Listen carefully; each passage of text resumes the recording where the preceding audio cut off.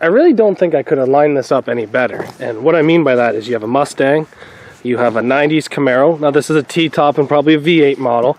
You have an LS, and then you have a Thunderbird. You see the Thunderbird right over there? Yes, you have a Crown Vic on the far side of the Thunderbird, but I'm not interested in that right now. What I'm interested in is, other than the LS, maybe depending on your rules, all these are minis. Wheelbase of, I believe that's 108, 107. Can't really remember off the top of my head.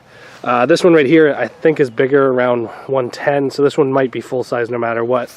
I believe these are under 105, and I believe these are under 105. So here's the question: which car would you pick from the Mustang, the Camaro, the LS, or the Thunderbird?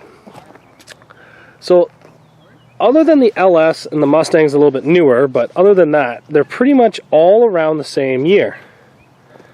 90s. This is probably early 2000s. This is probably mid 90s, and that's probably a 2001, I think. To be honest, out of all of these, it'd be a close call between the Mustang and the Thunderbird. And the reason for that is because, well, that I've already explained to you is junk. LS's are junk. I wouldn't even run one. This one right here, let's dive a little into. These are half decently tough cars. The frames are half decently tough. You got a lot of metal to hold in the struts. It's a same setup on the front as a Mustang, just a little bit different. You got the inboard strut with a larger spindle. I find large spindles are quite weak actually, but it's still better than aluminum spindles. So this gives it a one-up on the LS. But here's the massive downside. That's not steel. That's not steel. I think that might be steel. Yeah, that's steel, but this is not. And the fenders are not. Is the hatch steel? Nah, it doesn't feel like steel. This car here is pretty much all fiberglass. And if anybody knows what happens in fiberglass in a crash, it pretty much just explodes and disintegrates into nothing. So I would not run this. The doors pretty much just crack and fall off. The fenders crack and fall off. The rear quarter panels stay. But believe it or not, this would be my third choice. So this one here would be my worst because I know the tires would fall off. This one here, I don't think the tires would fall off. I think the doors would fall off. So this one right here, I know I'd get killed in because the tires would get ripped off. But like I said, this one here, the doors would get ripped off and the officials would stop me. The Mustang, I'm going to say, is either a first or second choice for me. And the reason for that is these are pretty stout cars. You got a straight frame on them, so they're pretty tough that way. You got a good suspension set up with the spring inbound and the strut, so even if you get a tire knocked over, it's not like it's going to slow you down. The back end, this one's missing the axle, but they're a little weak. The back ends are a little weak, but honestly, these are a front end car. A couple plates on the front and you can send this thing all day.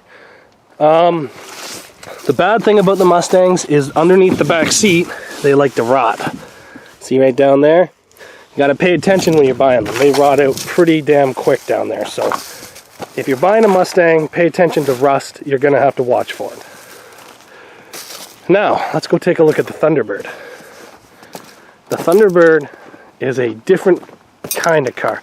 Again, it's got spindles, so that makes it kind of weaker, but it's still a pretty tough car.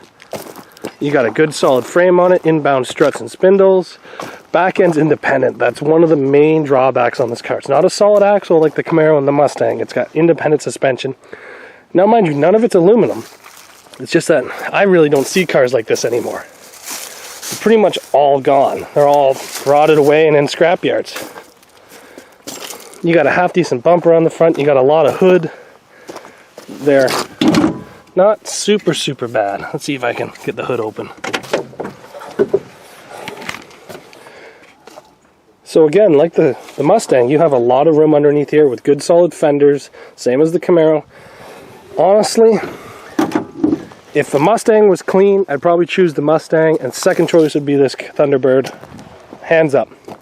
If I could put Mustang suspension in the front of one of these, I'd definitely choose all this. Mustang front suspension, Mustang rear suspension, put a 2.3 in it. I'd choose a Thunderbird over that Mustang. But I don't know, what do you guys think? Do you think that I'm correct with my rear-wheel drive selection for mini class? What do you guys think? 4 of them in a row. You don't find that very often though. Thanks for watching, guys. We'll see you back here tomorrow.